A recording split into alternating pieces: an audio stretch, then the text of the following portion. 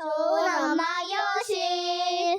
안녕하세요. 좋은 엄마 교실입니다. 안녕하세요. 다희 엄마입니다. 안녕하세요. 윤서 엄마입니다. 안녕하세요. 드니 엄마입니다. 네, 한 주간 잘 지내셨나요? 네. 오늘은 하루 종일 비가 와가지고 상당히 촉촉하고, 그리고 여기 야간 비행 연습을 하는지 비행기 소리도 나고 참 좋습니다. 오늘 천둥 치고 번개 치고, 전 충주에 와서 천둥 번개를 오히려 더 자주 보는 것 같아요. 우리가 고지대에 살아서 그런가? 네. 산속에. 바람도 세게 불고. 자연과 아주 가깝게. 하늘과 맞닿아 있어요. 네네네. 그죠. 전국 곳곳에 산불도 계속, 소식이 있고 걱정이 됐었는데, 비가 와서 참 좋습니다. 그리고 꽃가루도 좀 많이 씻겨질 것 같고, 맞아요. 하늘에서 샤워해주고 있는 것 같아요. 네, 우리 모두를 샤워해주고 맞아요. 있는 것 같습니다. 오늘은 세폴스키 발음 좋죠? 스트레스 오늘 이야기 나누도록 하겠습니다. 책의 양이 많죠. 자료가 많아가지고 조금 어려우실 수 있을 것 같아요. 자료가 참 많고 좋은 책입니다. 세폴스키라는 사람 이렇게 사진도 나와 있는데 개코 원숭이랑 뭐 같은 종족처럼 느껴질 만큼 참 정감 있고 좋은 그런 책입니다. 선생님들은 이 책 읽으시면서 어떤 부분이 선생님들에게 많이 와닿았을까요? 전체적으로 많이 와닿는 부분이긴 했는데 저는 소화 부분에 대해서 조금 생각을 했거든요. 우리 정말 일상에서 일어나는 일이죠. 워낙 소화가 안 돼라는 말을 많이 했던 것 같아요. 저는. 그래서 특히 밀가루 음식 같은 거, 그다음에 저는 라면을 먹어도 소화가 잘 안 되고 이래서 푹 끓여서 먹어야 불어야 잘 되는 스타일이라서 네. 여기서 제가 어렸을 때 이야기가 생각이 났는데 120페이지에 많은 사람들이 단지 영양상 필요해서가 아니라 정서적인 필요에 따라 음식을 섭취한다라고 말을 하거든요. 좋습니다. 어렸을 때 갑자기 살이 쪘던 적이 있어요. 저랑 남동생이 둘 다 갑자기 살이 쪘는데 그때 정서적으로 결핍이 좀 있지 않았을까라는 생각을 했어요. 왜냐면 부모님이 어떤 사업을 새로 계획하셔서 그리고 또 이사를 가고 이런 모든 상황이 아이들에게는 굉장히 스트레스일 수 있잖아요. 그렇죠. 집안에서 계속 그 부모님들의 대화 자체가 경제적인 거라든지 이동은 스트레스를 유발하죠. 긴장 상태니까. 네. 그 스트레스를 받는 동안에는 에너지가 계속 저장을 시키는 거잖아요. 계속 스트레스를 받고 있으니까 에너지가 필요하니까 계속 당기죠, 몸에서. 선생님들 그런 경우 있으신가요? 저 같은 경우는 우리 아이를 이제 동생 집에 맡겼던 적이 있어요. 한 4살, 5살이었는데 동생이 이런 말을 하더라고요. 언니, 왜 이렇게 많이 먹고 왜 이렇게 화장실을 가? 애기가 이렇게 말을 하더라고요. 근데 그런 친구가 아니었거든요. 그때는 제가 이 공부를 하지 못해서 그래 왜 그럴까?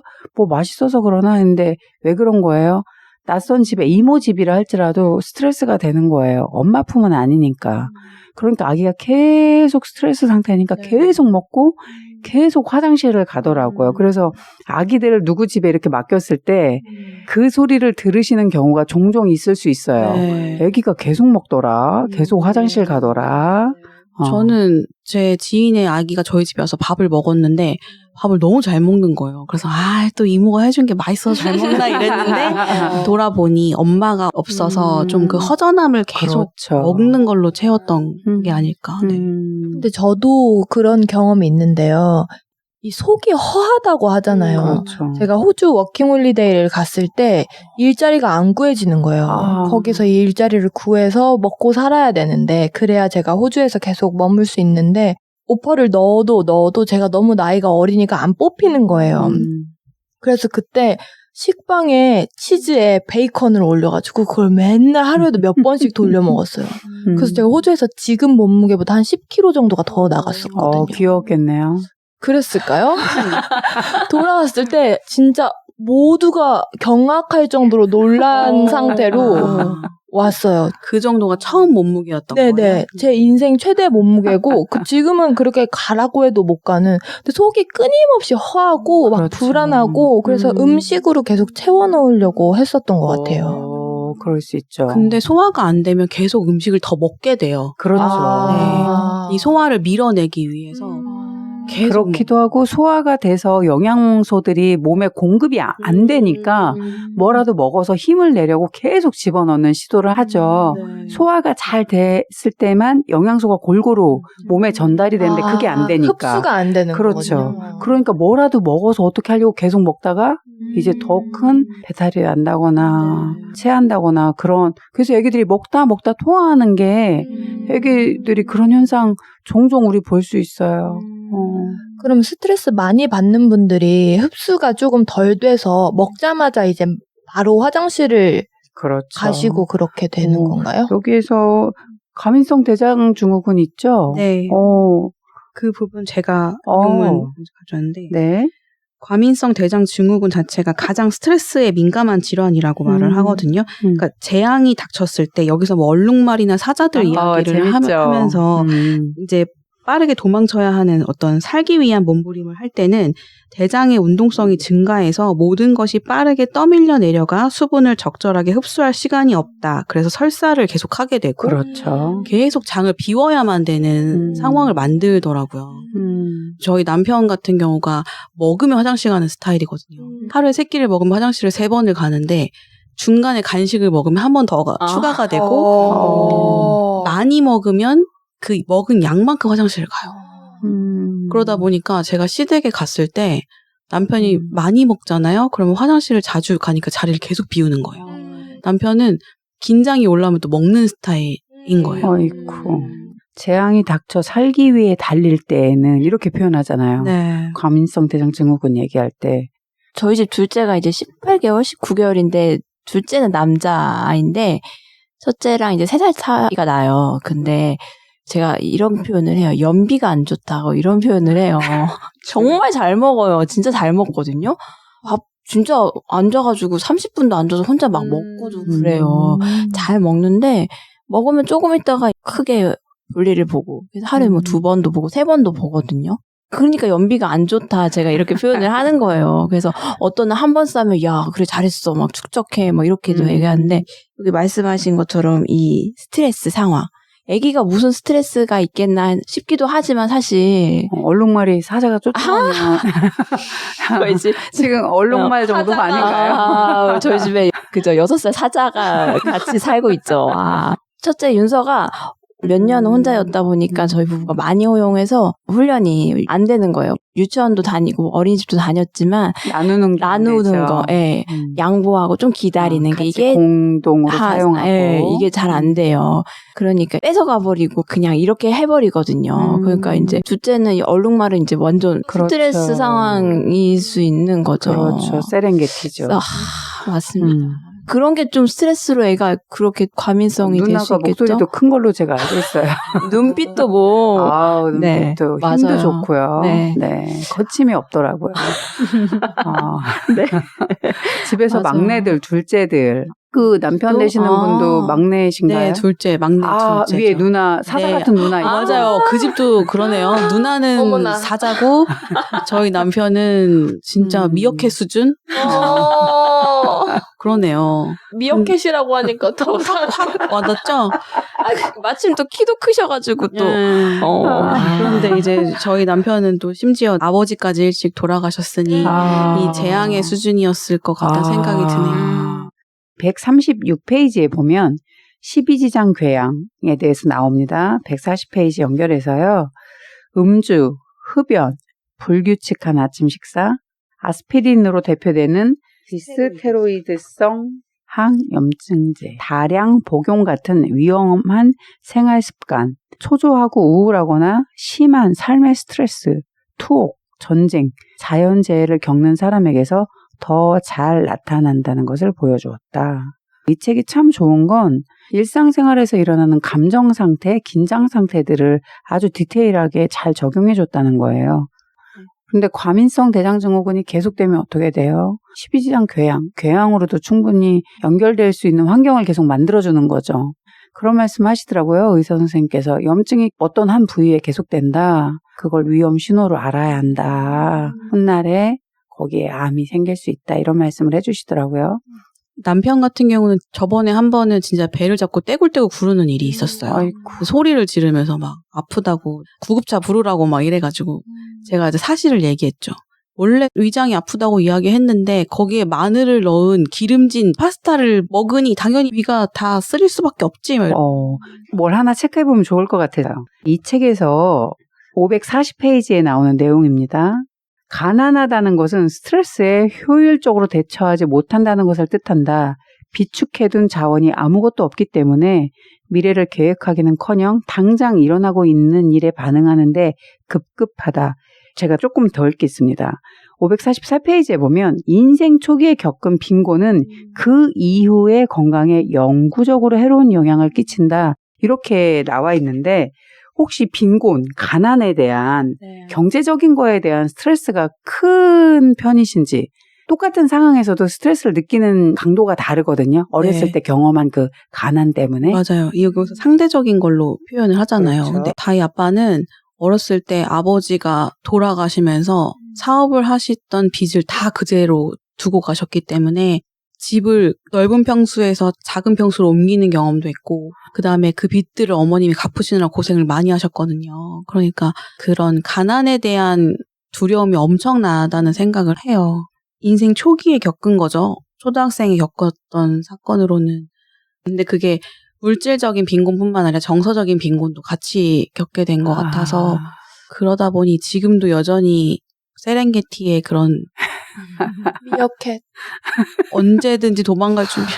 축적되어 있는 게 자산이 아니라 빚이었던 거죠. 어렸을 때. 네. 그런데 통장에 500만 원만 있어도 괜찮아 이렇게 하는 분들이 있는 반면에 5천, 5억이 있어도 그럼 10년 후에는 어떡할 건데 20년 후에는 어떻게 할 건데 계속해서 그 빈곤에 대한 가난에 대한 고민을 꾸준히 하는 분들이 계세요. 그러니까 간단하게는 한 달을 끝났다 월급 받았다 우리 맛있는 거 먹자 이렇게 가볍게 매달을 넘어가는 분이 있는 반면에 이달에 이거밖에 안 남았고 우리 어떻게 하지? 매일 스트레스와 매달 스트레스가 계속되는 경우가 있거든요. 그래서 빈곤에 대한 혹시 스트레스가 소화장애와 연결되어 있는지 체크해 보시면 어떨까 해서. 네, 감사합니다. 필요한 것 같아요. 저희 남편도 많이 그런 편이었어요. 다음 달은 어떻게 살지, 뭐 내년에는 어떻게 살지, 뭐 그런. 제가 같이 동요를 하면 같이 스트레스성 소화 불량이 걸렸을 수도 있을 것 같은데 저는 어떻게든 살아죠. 그리고 남편도 저랑 결혼을 하고 정말 어떻게든 사라진다는 것을 경험을 하면서 점점 괜찮아지고 있는 것 같아요. 그럼 선생님은 어렸을 때부터 돈에 스트레스 받는 구조는 아니셨나요? 그냥 살만한? 저희 집도 빚이 항상 있었고 두 분이서 그런 걸로도 다투시기도 하셨고 초등학교 저학년 때부터도 제가 우리 집이 가난해서 어떡하지? 막 이런 것 때문에 눈물을 흘리면서 잠을 막 못 자기도 하고 그랬었거든요. 어떻게 이렇게 편안해지셨나요? 대학생 때까지는 통장에 100만 원씩 있었어야 됐어요. 아르바이트를 해서 그 정도 돈을 모아둬야지만 제 마음에 안심이 되는? 근데 정신분석 공부를 하고 제가 대학원생이 되면서 가난해졌거든요. 아이고. 엄청 가난해. 그런 말이 있긴 하더라고요. 집에서 정신분석 2사람 공부하면 집 2채 팔아야 된다. 뭐 이런 말을. 맞아요. 근데 돈이 마이너스가 날 것 같으면서도 어디서 채워지고 날 것 같으면서도 어디서 채워지고 하는 경험을 몇 년 하니까 제가 조금 믿음이 생기더라고요. 채워질 돈은 채워진다. 그래서 남편이 내가 돈을 얼마 못 갖다 주는데 왜 그거에 대해서 불만이 없냐요. 그래서 글쎄 신혼 때부터 그냥 가난했어서 그런가? 이제 저는 그렇게 농담을 하는데 가난에 대한 스트레스가 선생님은 상당히 그 스트레스 조절이 잘 되는 거죠? 지금은 그런 것 같아요. 네. 근데 어려워도 힘들어도 견딜 수 있는 건 내가 제대로 된 길을 가고 있을 때는 맞아요. 어려워도 힘들어도 괜찮더라고요. 왜냐면 그렇죠. 네. 삶에서 의미가 찾아져서 의미가 채워져서 그 다이 어머님께서 남편분이 경제적으로만 빈곤한 게 아니라 정서적으로도 빈곤했다 이런 말씀 하시거든요. 이든이 어머님은 정서적으로 부모님이 그래도 이렇게 따뜻하게 해주신 부분들이 있지 않았나 하는 생각이 드네요. 네. 드니 어머님 얘기 듣다가 생각났는데 저희는 어렸을 때 진짜 가난했거든요. 실제로 반지하에 살았어요. 근데 저희 친정엄마는 뭐라도 일을 하셔가지고 월급을 받는 날만 되면 저랑 동생을 데리고 뭔가 선물을 사주셨거든요. 매달. 그래서 사고 싶은 거 골라. 이래서 정말 작은 장난감 하나라도 고를 수 있게 해주셨어요. 그래서 좋은 엄마다. 네, 그리고 시장에 가서 매대에 있는 옷이라도 새 옷을 사주려고 하셨거든요. 그래서 그 장면이 생각이 나면서 그런 정서적인 공급을 받았기 때문에 그렇죠. 남편이 좀 어렵다고 생각할 때라도 저는 그것에 있어서 괜찮아 하면 돼 이렇게 이게 할 수 있게 되는 것 같아요. 그리고 다희 어머님 잘 나눠주시잖아요. 맞아요. 누군가에게 맛있는 거 있으면 주고 싶고 뭘 줄까요? 이렇게 하는 게 있으시잖아요. 어머님으로부터 받은 선물이네요. 부끄러워.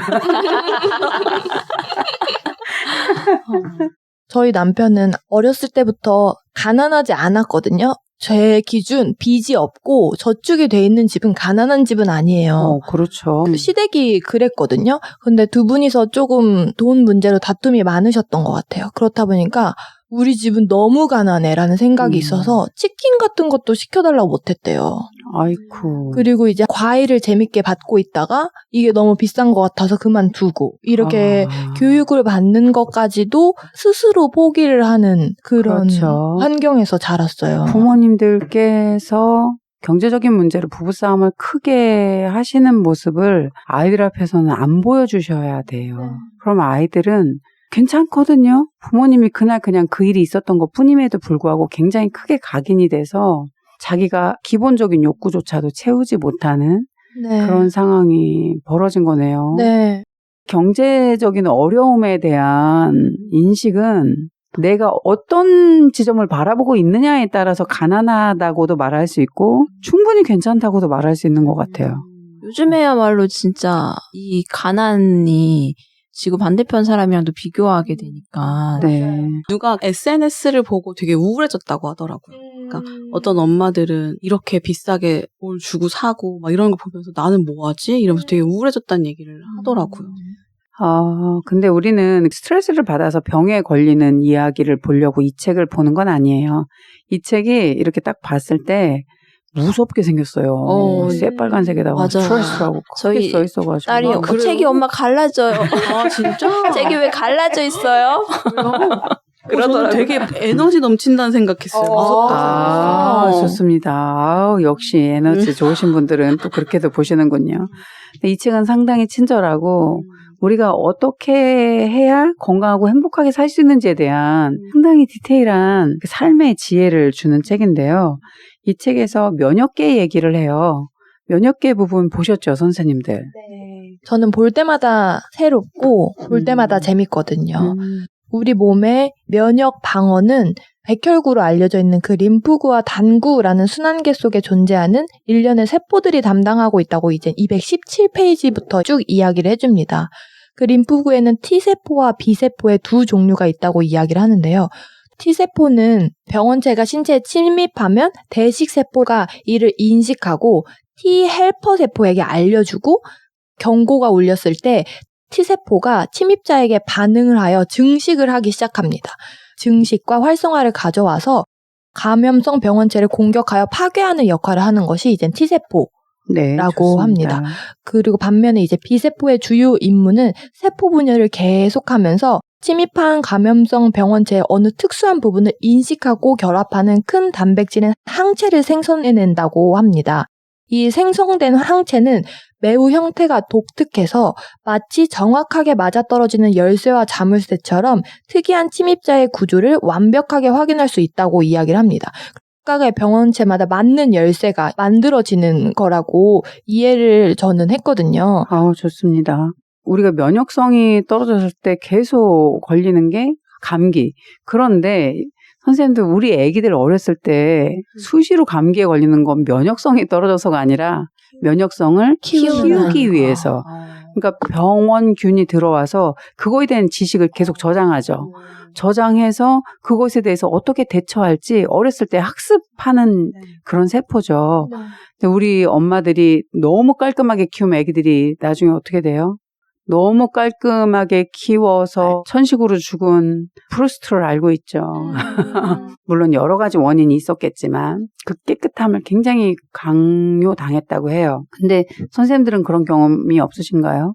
저도 첫째 아이를 너무 열심히 시켰더니 첫째 아이가 상당히 심각한 천식, 네. 둘째도 천식, 제가 너무 깨끗하게 하루에 옷을 몇 번씩 계속 갈아입히고 주택에 살 때였는데 앞집 아주머니께서 새댁은 이불 빨래를 왜 그렇게 매일 해 이렇게 하시더라고요. 매일 하셨어요? 거의? 그분이 봤을 땐 매일로 보였나 봐요. 근데 제가 아마도 매일 빨진 않았어도 매일 널긴 했을 거예요. 햇볕에. 그렇죠. 계속 소독한다고 계속 그 작업을 했었던 것 같습니다. 저희 둘째 아기가 진짜 감기에 많이 걸려요. 지금 이제 봄이 되니까 조금 그런데 감기 걸리면 아기가 이제 잠을 못 자잖아요. 그리고 이게 또 엄마가 불안한가 긴장해서 아픈가 이 생각이 많이 나는데 이것도 가르쳐 주시니까 훨씬 위로가 되네요. 아기가 엄청 작게 태어났거든요. 네, 지금도 조금 규정해놓은 표준보다는 작은 체중인데 좀 위로가 되네. 그래요. 우리 네. 질병예찬도 보셨을 텐데 거기에서 굉장히 재밌는 이야기 나와요. 그 예수님 탄생하셔서 마국간에 부유에 누이잖아요. 맞아요. 그런데 그거를 훗날 연구자들이 연구해봤더니 그 마국간에 있는 여러 가지 지저분한 우리는 오물들이라고 생각하는 그런 것들이 면역성을 키워서 어렸을 때 이렇게 축사를 지나다니고 거기를 가서 소도 한번 만져보고 했던 친구들은 다발성 경화에 걸리지 않았다. 이런 연구 결과가 있잖아요. 저도 그래서 애기 임신했을 때 그리고 태어났을 때 친정 시골에 가가지고 드나 냄새 맡아. 여기 충주 마침 저희- 축사 가까이 있어요? 저희 아이 초등학교 앞에는 늘 축사 냄새가 그래서 면역력이 좋아지고 있어 막 이러면서 하지만 1세를 넘었다는 거. 1세 전에 왔으면 더 건강했을 텐데, 그죠? 그죠?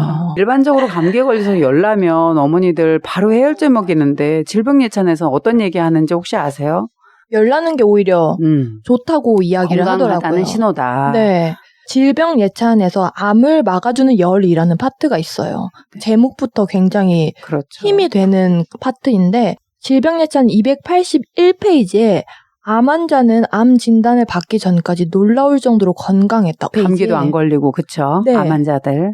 지난 몇 년 동안 한 번이라도 38.5도 이상의 열이 있었던 사람들은 암 위험률이 약 63%나 낮았다고 이야기를 하고 있었습니다. 그래서 열이 나는 게 오히려 면역계를 활성화시켜서 그렇죠. 몸에 있는 암세포들을 죽이는 역할을 한다고 그렇죠. 이야기를 하고 있었습니다. 저희 첫째 아이가 열이 41도 넘었던 적이 한 번 있거든요. 근데 다들 대부분 걱정하시잖아요. 근데 저희 아이의 선생님께서는 조금 더 올랐으면 암세포 다 죽었을 텐데 이러셔가지고 되게 명쾌했던 적이 한 번 있어요. 근데 열을 낸다는 건 몸이 바이러스와 싸우고 있다는 증거이기 그렇죠. 때문에 맞아요. 그때는 물 잘 드시고 잘 쉬시면 너무 건강해질 수 있는 거거든요. 열날 때 금방 회복될 수 있는 방법이 충분히 휴식하는 거. 네. 휴식하는 게 너무 중요한 거고 그리고 따뜻하고 좋은 차를 계속 마셔주는 거. 기본적으로 그렇죠. 그런데 그거 안 하고 우린 병원에 가서 1시간, 2시간 기다리면서 스트레스 받으면서 더 힘들고 병원에 가야 될 땐 꼭 가야 돼요. 그런데 우리가 작은 감기는 집에서 얼마나 가볍게 처리할 수 있는지도 우리가 알아야 하는 것 같아요. 그럼 선생님들은 감기 걸렸을 때 자기만의 어떤 방법이 있나요? 감기 저희도 기운이 살짝 올라왔다 했을 때. 그냥 쉬죠. 따뜻한 차 마시고 비타민 챙겨 먹고. 아기 아플 때는 이렇게 열이 나는 게 좋다고 하니까 이제 물수건 얹어주고 선풍기 머리 위에 틀어주고 물 많이 먹여주고 누룽지 소화 잘 되는 거 먹여주고 이렇게 하면은 둘째도 최근에도 39도 막 오르고 막 이랬거든요. 걱정되죠. 걱정이 안 되진 않는데 네. 이제 계속 지켜보지만 그래도 그렇게 하고 나면 또 이만큼 커 있는 게 경험을 가니까 조금 믿음이 생기는 것 같아요. 좋은 방법이네요. 저 같은 경우는 컨디션이 안 좋다라고 하면 바로 생강청을 따뜻하게 마시고 그냥 누워서 쉬는 것 같아요. 신호를 조금 민감하게 캐치하려고 하는 편이에요. 그러면은 안 아프고 넘어갈 때가 많더라고요. 저 같은 경우는 애들이랑 저도 보리차를 따끈하게 끓여서 일단 수시로 마시게 하고요. 저는 죽염을 되게 좋아해요. 그래서 애들 죽염 꼭 먹여주고 그게 소염 효과가 있다고 해서 그렇죠. 네, 그렇게 먹여주고 뭐 저도 생강차를 마실 때도 있고 대추차를 마실 때도 있고 이렇게 뭔가 최대한 따뜻하게 해주는 걸 먹고 좀 자고 쉬는 게 진짜 좋은 방법인 것 같아요. 이게 열나면 보통 옷 다 벗겨가지고 몸 닦아주고 이러잖아요. 근데 그거 너무 강렬하죠.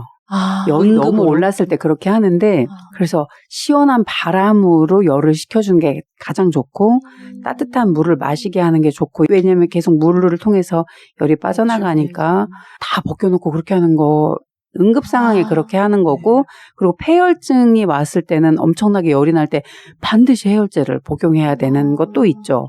항상 열이 난다고 좋은 건 아니죠. 근데 가벼운 감기를 처리하는 방법을 저도 아이들한테 가르쳐 준 게 몇 개 있는데 좋은 차를 마셔라. 저는 생강 자체를 많이 준비해놔요. 생강철에. 생강 나오는 그 설이 내릴 때 생강 나오죠. 그거 많이 준비해서 충분히 얼려놨다가 한 조각 딱 넣고 뜨거운 물 부어서 그냥 은은하게 마시게 해줘요. 충분히 마시고 그리고 쉬게 해줘요. 수면, 충분한 숙면 취할 때 우리 병이 정말 많이 치유되죠. 네, 맞아요.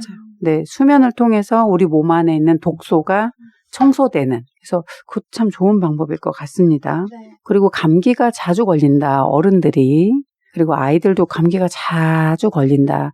면역력을 키우기 위해서 어린 아기들이 감기에 걸릴 수도 있는데 계속 감기에 걸린다는 건 계속해서 스트레스 상태에 계속 노출되어 있어서 내 몸 안에 전반적으로 보내주는 신호라고 볼 수 있을 것 같거든요. 근데 요즘 현대인들이 그냥 만성적인 스트레스 속에서 살아가는 경우가 너무 많지 않나요? 저는 생각이 들었던 게 이 책에서 소외에 대해서 이야기를 하거든요. 네. 만성적인 스트레스가 생길 수밖에 없는 그 소외 상황에 대해서 243페이지에 사회적 관계가 부족한 사람일수록 각종 감염성 질환이 나쁜 영향을 미친다고 이야기를 합니다.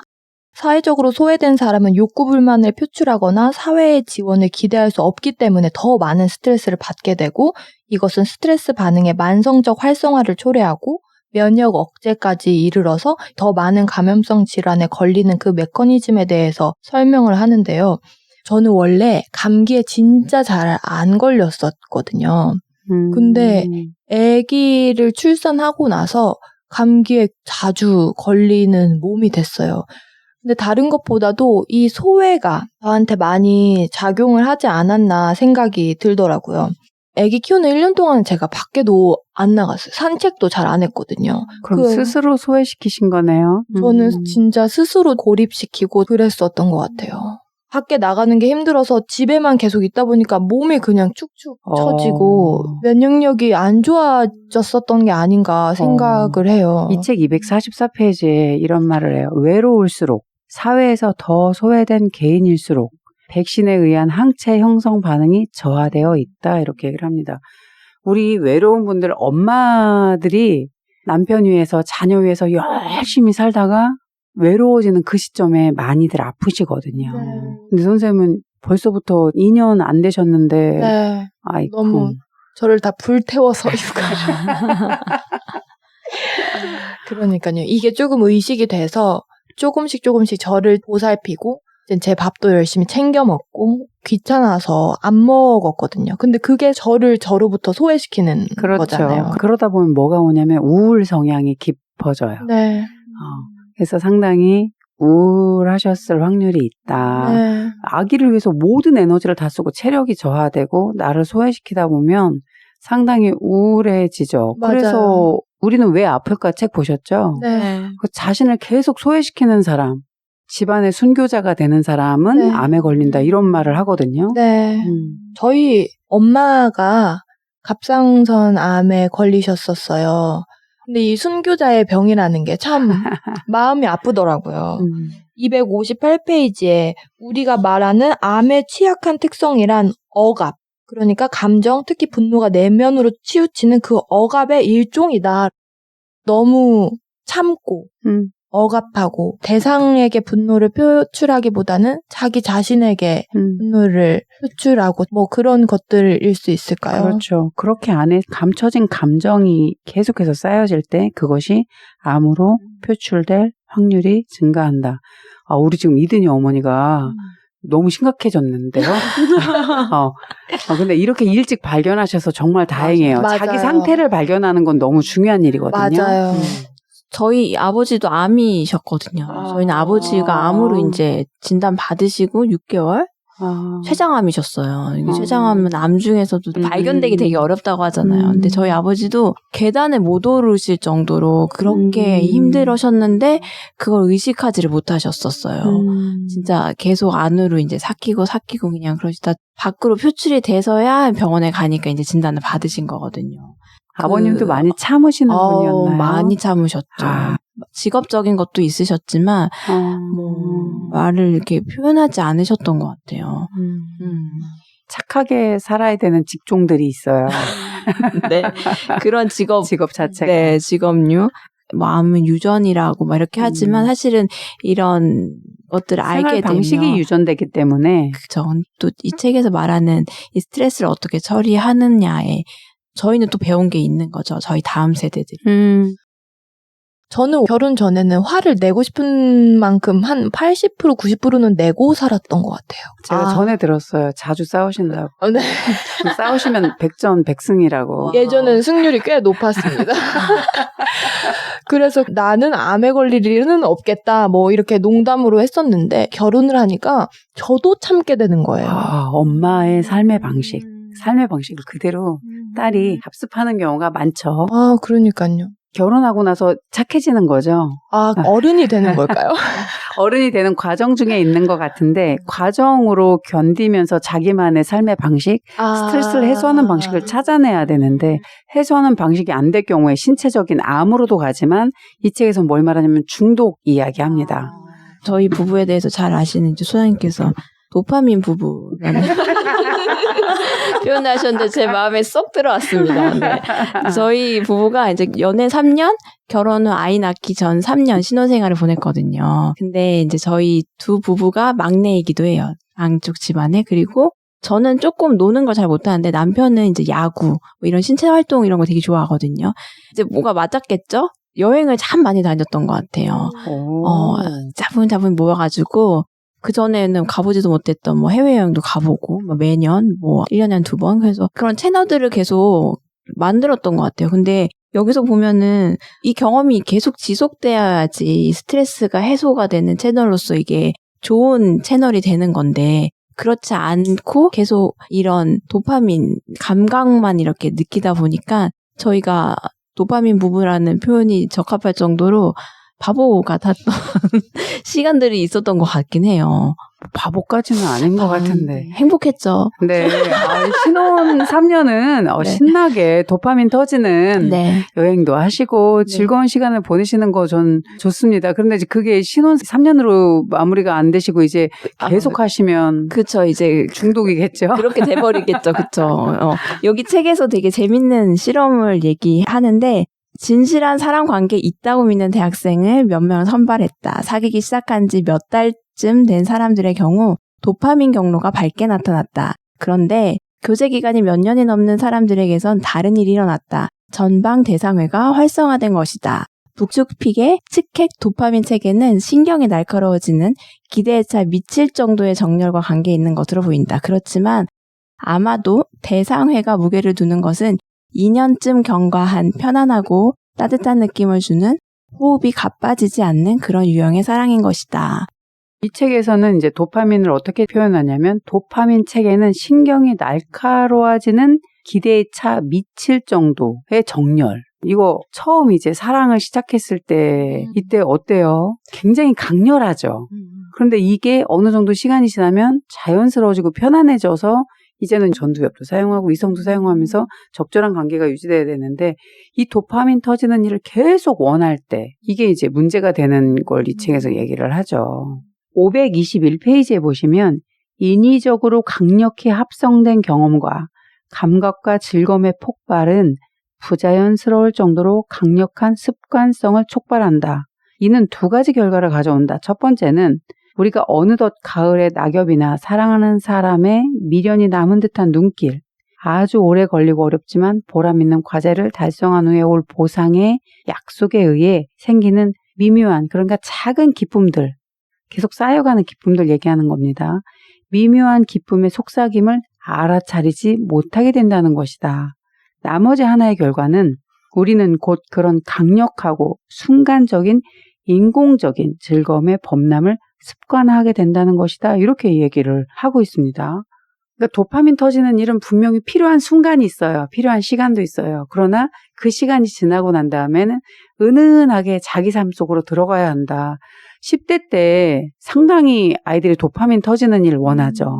그래서 그때 뭘 많이 이제 접근을 하냐면 담배도 피고 술도 마시고 싶어 하고 이성교제 하고 싶어 해요.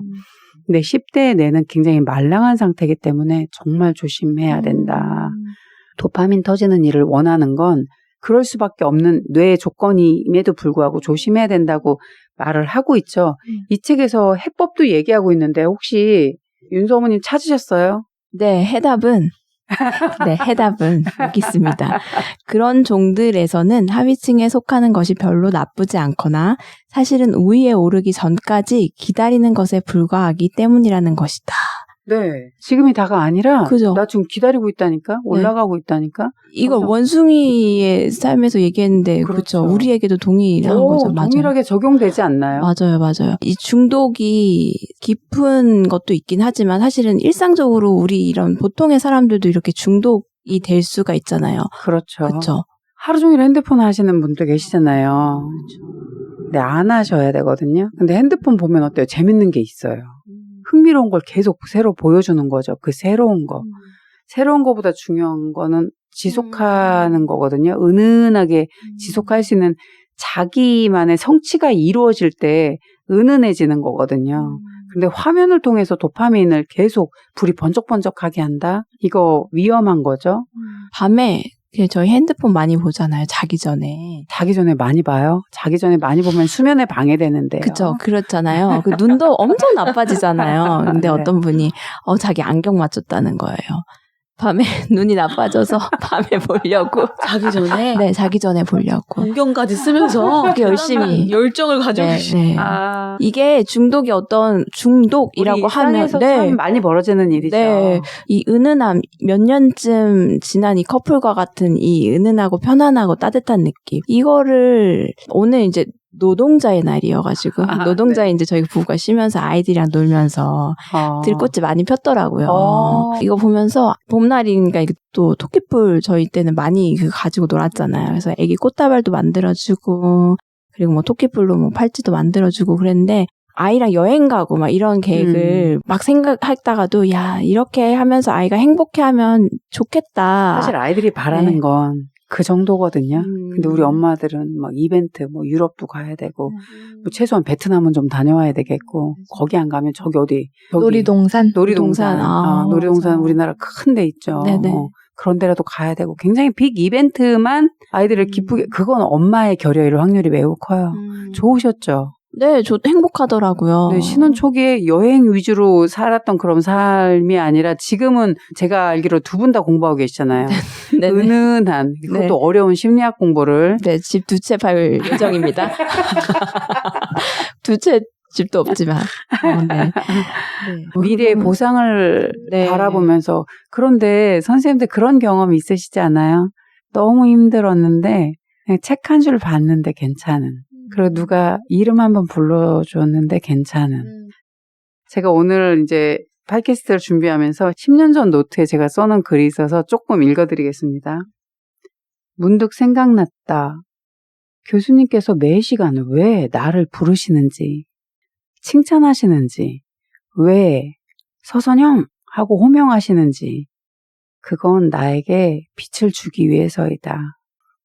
나는 현재 몸이 좋지 못하다. 10년 전 이야기입니다. 때로는 내 잠자리가 꼭 관 같다. 그런 나에게 교수님은 매 시간 빛을 주셨다. 서선영! 이렇게 불러주는 교수님. 이런 글이 써 있더라고요. 10년 전이에요. 오늘 팟캐스트 준비하라고 이렇게 노트를 펴봤는데 다시 살 소망을 갖는 거잖아요. 너무 힘든 상황에서 그렇죠. 너무 큰 게 아니어도 되더라고요. 소박하지만 내가 기대할 수 있는 어깨. 그게 있는 삶으로 우리가 살아간다면 참 괜찮은 인생이 되지 않을까 하는 생각이 듭니다. 언젠가 저한테 이런 말씀 해주신 적이 있으셨어요. 아이들이 지나갈 때 등 한번 이렇게 살짝 만져주고, 네, 이렇게 손 한번 이렇게 살짝 잡아주고, 이런 것들이 많아지면 참 좋겠다, 이런 얘기를 하셨었거든요. 그런 게 아이들에게 지금 말씀하신 빛이 느껴지는 그런 감정으로 느껴진다면 참 좋겠다라는 생각이 드네요. 네, 크지 않아도 돼요. 그런데 진짜였으면 좋겠어요. 작은 미소, 작은 제스처, 작은 단어조차도. 그럼 우리는 힘을 내어서 살 수 있지 않을까라는 생각을 합니다. 선생님들은 기대서 올 수 있는 어깨가 다 있으신지요? 네, 있다고 해야 될 것 같습니다.